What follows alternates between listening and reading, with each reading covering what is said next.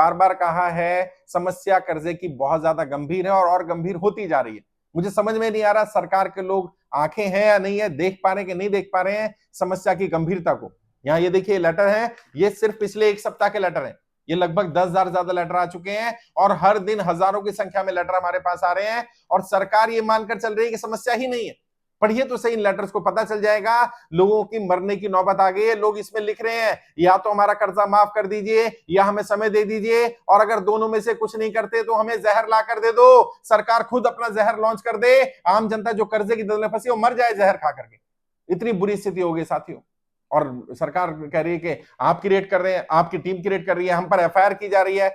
एक नहीं 5-5, 10-10 एफआईआर कर दी गई। किस तरह के धाराएं लगाई जा रही हैं कि हम देशद्रोह कर रहे हैं, हम सरकार को डिस्टेबलाइज करने का काम कर रहे हैं, देश के खिलाफ हम आर्थिक युद्ध लड़ रहे हैं। मतलब शर्म नहीं आ रही है? किस तरह की बातें लिखी जा रही हैं। लोगों की समस्याएं पढ़ेंगे, आंखों में आंसू आ जाएंगे, रोना आ जाएगा साहब। परिवार वाला नहीं रहा, कमाने वाला नहीं रहा, बीमारी के कारण लोगों का घर तबाह हो गए हैं और लोग बैंक वाले छोड़ नहीं रहे उनको। जब व्यक्ति बिस्तर पर है, चलने फिरने की भी स्थिति में नहीं है, वो जैसे तैसे करके अपने बच्चों को पालेगा या वो जाकर के बैंक का पैसा देगा? बैंक वाले इंसान है, जानवर है, या उनमें दिमाग नहीं, अकल नहीं है कि सामने वाला जब कमाने वाले बिस्तर पर है तो कम से कम उसे तो राहत दे दो। आप उसको घर से बाहर निकाल रहे हो, उसके बच्चों को बोल रहे हो कि चाहे वो मर जाओ जाकर के, तुम्हारा बाप नाकारा है, वो कुछ नहीं कर सकता है।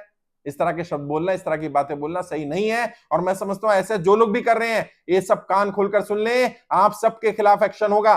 ये पत्र नहीं है, ये लोगों की भावनाएं, लोगों के इमोशंस है। और मैं ये भेज रहा हूं, प्रधानमंत्री कार्यालय भेज रहा हूं, आरबीआई गवर्नर को भेज रहा हूं, वित्त मंत्रालय को भेज रहा हूं, मेरे पास भी है।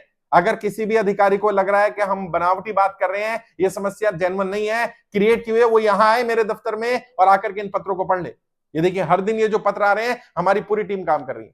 साथियों सच में मैं बता रहा हूं, ये सरकार को संज्ञान लेना पड़ेगा, समस्या की गंभीरता को समझना पड़ेगा। समस्या वास्तव में बहुत ज्यादा गंभीर है। अगर सरकार ने अभी भी संज्ञान नहीं लिया तो फिर जनता तय करेगी जनता को सरकार का क्या करना है। और इसमें बहुत सारे अभी हमारी लीडर हैं सुरभि श्रीवास्तव भारती जी, वो कुछ पत्र पढ़ रही थी, उसमें बताया गया कि व्यक्ति ने लिखा है मैं बीजेपी का समर्थक हूं, लेकिन मैं भारतीय जनता पार्टी के खिलाफ वोट डालने वाला हूं, सरकार के खिलाफ बोलने वाला हूं, क्योंकि सरकार मेरी बात नहीं सुन रही है। मैं चाहूंगा वो भी अपनी राय रख दे और बाकी साथी भी अपनी राय रखें। सुरभि जी क्या है था वो, क्या कहना चाह रहे थे? सर मुझे लगता है कि जब ये प्रधानमंत्री कार्यालय वैसे जाएंगे ही जब पत्र, तो प्रधानमंत्री जी के पैरों तले जमीन निकलने वाली है। नहीं तो प्रधानमंत्री को समझ में आ रहा है ये गंभीरता इसके बारे में? वो तो हमारे ऊपर एफआईआर कर रहे हैं। नहीं, अब तो व्यक्तिगत एक एक लेटर दिए जा रहे हैं। अभी तो लग रहा था कि हम शायद डाटा दे रहे हैं, हम दे के आ रहे हैं, लेकिन जब व्यक्ति की एक एक समस्या, और वो व्यक्ति आज सब सारे लोग यही बोल रहे हैं कि मेजरली अगर भाजपा ने, सरकार ने, हमने उनको समर्थन दिया था, और आज अगर हमारा कर्जा माफ नहीं होता है, या तो हमें किडनी बेच देने दिए जाए या फिर हमें आत्महत्या करने दी जाए। अच्छा, ऐसे पत्र बहुत ज्यादा ऐसे पत्र आ रहे हैं, बहुत लेकिन सारे। सरकार जिस तरह से काम कर रही है, प्रशासन एफआईआर कर रहा है, आपका नाम भी है, मेरा नाम भी है, और भी साथियों के नाम पर एफआईआर हुई है, तो सरकार क्या समझ नहीं पा रही कि गंभीरता को इसकी मुद्दे की? शायद सरकार चाह रही है कि इसको इग्नोर कर दिया जाए, इसको उठने ना दिया जाए, इतना मुद्दा बड़ा ना होने दिया जाए। क्यों उठेगा? ये तो वास्तविकता है, तो कभी ना कभी तो उठेगा ही। नहीं, बट अभी तो आप देख रहे हैं ना किस तरह से माहौल बनाया जा रहा है। इसको कहीं ना कहीं दबा देने का प्रयास है, लेकिन हम ये होने वाले नहीं देंगे। तो कब तक दबा लेंगे? अभी आज 10 जा रहे हैं, जब ये 1 लाख संख्या हो जाएगी, जब ये 10 लाख लेटर आएंगे, तब तक दबा लेंगे क्या? नहीं, दबा तो नहीं पाएंगे, ये तो बात सच है कि दबा नहीं पाएंगे, लेकिन चाह उनकी यही है, प्रयास यही है कि किसी न किसी तरह से इसको दबा बाहर तक ना जाए। जाए। राजीव जी किस तरह के लेटर मिल रहे हैं और क्या कहना चाहेंगे? सर बहुत दयनीय स्थिति है, और मैं नाम नहीं ले रहा हूँ। एक बहन का पत्र है, उन्होंने लिखा कि लॉकडाउन, घर में 3 बहनें हैं, पिताजी की लॉकडाउन के पहले ही किसी कारणवश से डेथ हो गई थी, और लॉकडाउन के बाद तीनों बहनों की नौकरी चली गई। उन्होंने उन्हीं नौकरी के बेस पे लोन लिया हुआ था। अब तीनों बहनों की अगर नौकरी चली गई, पिताजी है नहीं, माँ हाउस वाइफ है, तो वो इंस्टॉलमेंट कहाँ से भरेंगी? अब वो मरने की परमिशन मांग रही है। तो वही जो आपने बोला कि या तो, मुझे तो लगता है सरकार को सच में, अगर इस सरकार को, नरेंद्र मोदी जी को सिर्फ पैसा ही कमाना है, तो अपना जहर क्यों नहीं लॉन्च कर देते हैं? उसमें भी कमाई हो जाएगी। लोगों को अगर मारनी है तो गरीबी तो खत्म नहीं हो रही, गरीबों को खत्म कर दो, और ये जो मारना शुरू कर दो। और जो एफआईआर की बात है, आप जैसा कि हम लोग, अभी तक तो हमें लग रहा था, हम सबको लग रहा था कि सरकार ये समस्या समझ नहीं रही है, लेकिन अब तो ऐसा लग रहा है कि सरकार को सब कुछ समझ में आ रहा है। वरना देशद्रोह का इल्जाम, मतलब एक नासमझ आदमी तो देशद्रोह का इल्जाम नहीं लगाएगा। हम इकोनॉमिक वॉर कर रहे हैं कंट्री के साथ, हम सरकार के साथ मतलब वॉर कर रहे हैं, और ये समस्याएं समझ में नहीं आ रही हैं। तो ये जो एफआईआर हो रही है, मालवीय नगर ऑफिस पे एफआईआर, पंजाब में एफआईआर, गुजरात में एफआईआर, यूपी में एफआईआर, राजस्थान में एफआईआर, महाराष्ट्र में एफआईआर, ये नासमझ लोगों का काम नहीं है। मुझे लग रहा है कि सरकार को समस्या समझ में आ रही है, और सरकार को यह साफ साफ समझ में आ रहा है कि अगर ये लोग ऐसे ही काम करते रहे, इन लोगों ने जनता को एक्चुअल में जागरूक कर दिया, तो ये जनता सरकार को उखाड़ फेंकेगी। ये बात उन्हें समझ में आ गई है, इसलिए वो एफआईआर पे एफआईआर, एफआईआर पे एफआईआर, जैसे कोर्ट में मिलती है ना। कब तक रोक लेंगे, कब तक रोकेंगे सर? जब तूफान आता है ना, जब लहरें जरूरत से ज्यादा आ जाती है, पाप का घड़ा जब भरता है, तो किसी के रोके रुकता नहीं है। और ये जो अब तो कलयुग आ गया है, आजकल के लोग ऐसे हो गए हैं, नरेंद्र मोदी जी को बोले प्रधानमंत्री, यशस्वी प्रधानमंत्री हैं, या मंत्रियों को बोले कि पाप का घड़ा जब भरने लगता है, तो आजकल कलयुग में वो घड़ा हटा के ड्रम लेने चले जाते हैं। और पाप करते हैं। ये अब शायद ड्रम लेने चले गए हैं, लेकिन घड़ा फूटता है तो लोगों का हश्र क्या होता है वो इनको पता है, लेकिन अगर जब ये ड्रम फूटेगा तो इनका हश्र क्या होगा, इसका अंदाजा नहीं अभी है।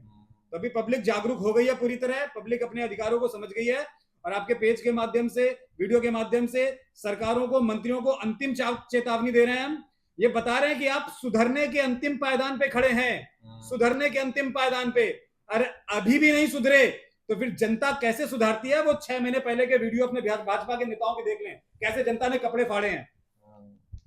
कोमल जी, क्या किस तरह की चीजें निकल के आ रही हैं पत्र में, क्या क्या दिख रहा है?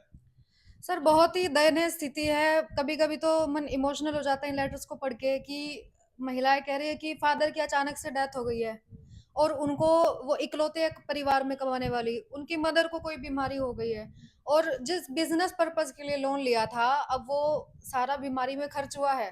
तो हमारे देश की वो स्वास्थ्य सेवाएं भी नहीं है कि व्यक्ति ने जो भी योजनाएं चलाई थी प्रधानमंत्री जी ने हमारे स्वास्थ्य को लेकर के, वो भी काम नहीं आए। तो कितना ज्यादा फ्रॉड किया गया लोगों के साथ। वो पैसा उनका उसमें चला गया, बीमारी बिजनेस में जो पैसा लिया गया था, वो व्यापार तो लॉकडाउन की वजह से बंद ही हो गया, दूसरा बीमारी पैसा खा गई, और व्यक्ति भी नहीं बचा है। तो व्यक्ति ना बचने के कारण एक दुख तो वो है, दूसरा खुद भी व्यक्ति बीमार है, तो वो कमाएगा कैसे? एक व्यक्ति कह रहे हैं मैं आदिवासी परिवार से हूँ। आदिवासी परिवार में आप जानते हैं कैसी स्थिति होती है। वो डॉक्टर बने हैं, डॉक्टर बनने के लिए 12 करोड़ का लोन लिया। लोन लेने के बाद जब लॉकडाउन आया तो उनकी प्रैक्टिस बिल्कुल बर्बाद हो गई। परिवार में अकेले कमाने वाले हैं, उनके पिताजी बस ड्राइवर थे, और सोचिए इकलौते व्यक्ति, हॉस्पिटल बनाने के लिए ही लोन लिया था, और उनकी ईएमआई जा रही थी, फिर लॉकडाउन आया और सब कुछ बर्बाद। तो लोगों की परेशानी सरकार को नजर नहीं आ रही है, ऐसा नहीं कह सकते हम। वो सरकार को सब कुछ पता है। वो देखिए, जैसा कि आरोप लगा था हमारे ऊपर, जैसे देशद्रोह का आरोप लगाया जा रहा है, और भगत सिंह के ऊपर भी लगाया था अंग्रेजों ने। मैं यही कहूंगी, अंग्रेजों वाले कानून है। वो लोग भी देश में आकर के, घर में आकर के गुलाम बनाकर चले गए थे। इसी तरीके से बैंक ने भी घर घर जाकर लोन दिए हैं, और अब जनता को परेशान किया जा रहा है। सीधी सी बात यह है। और एक व्यक्ति को तो ये कहा गया कि जब उन्होंने आगे से मांग की कि आपने सनी देओल को बचाया है, बीजेपी के सांसद है, अदानी को बचा लिया है, सुभाष चंद्रा को बचा लिया है, तो मेरा उन्हीं कानून के तहत में कर्जा क्यों नहीं माफ हो सकता है? तो उन्होंने क्या कहा कि बैंक वाले ने कहा कि आप अपना कंपैरिजन उनसे करोगे क्या? वो बड़ी हस्तियां, वो बीजेपी के लोग हैं, उनका कर्जा माफ हो सकता है, तो उनका क्यों हो सकता है? क्या इस पर सरकार जवाब देगी? और ये जैसे सुरभि जी कह रही हैं, तो बीजेपी वाले भी कार्यकर्ता बहुत सारे हाँ, बीजेपी के लोग इवन व्हाट्सएप पे मैसेज भी आते हैं, लोग सामने से भी बोलते हैं बीजेपी को सपोर्ट करते थे, पर अब नहीं करेंगे। और आप जब फेसबुक पे लाइव आते हैं 10 बजे, तो वहां पर भी अधिकतर बीजेपी सपोर्टर होते हैं कि मैं बीजेपी का कट्टर समर्थक था, लेकिन इस बार बीजेपी को वोट नहीं दूंगा। और दूसरी चीज, जो फाइनेंशियल वॉर की बात की गई थी, अब हमें इसका मतलब नहीं पता है क्या होता है क्या नहीं, वो लोग ही जानेंगे। लेकिन जहां तक मैं समझ पा रही हूँ, फाइनेंशियल वॉर तो चल रहा है देश में। लोग जूझ रहे हैं आर्थिक स्थिति से, पैसों का युद्ध जो रिकवरी एजेंट और आम आदमी के बीच में हो रहा है, ये युद्ध पैसों का ही तो है। अब लोग मरने को आतुर है। जी बिल्कुल। साथियों, मैं सिर्फ यही कहना चाहूंगा आप सबसे, बिल्कुल घबराना नहीं है। मैं आपकी लड़ाई लड़ रहा हूं, मेरी टीम आपकी लड़ाई लड़ रही है, और मैं सरकार को ये चेतावनी देना चाहता हूं कि अगर इस समस्या की गंभीरता को नहीं समझा और समाधान नहीं किया तो बहुत भयानक नतीजे आने वाले हैं। मैं बता रहा हूं, जनता सड़कों पर उतर आएगी, मैं रोक नहीं पाऊंगा। अभी तक मैं रोक रहा हूं, अभी सिर्फ इनकी चिट्ठियां आई हैं। सोचिए अगर ये 10,000 लोग पर डे प्रधानमंत्री कार्यालय पहुंचने लग गए, दिल्ली आने लग गए, तो क्या होगा? सरकार कैसे संभालेगी? सरकार को तो लग रहा है मैं क्रिएट कर रहा हूं, मेरी क्रिएट की हुई है, मेरी टीम की क्रिएट की हुई समस्या है, जबकि समस्या हमने क्रिएट नहीं की, हम तो सिर्फ सामने रख रहे हैं।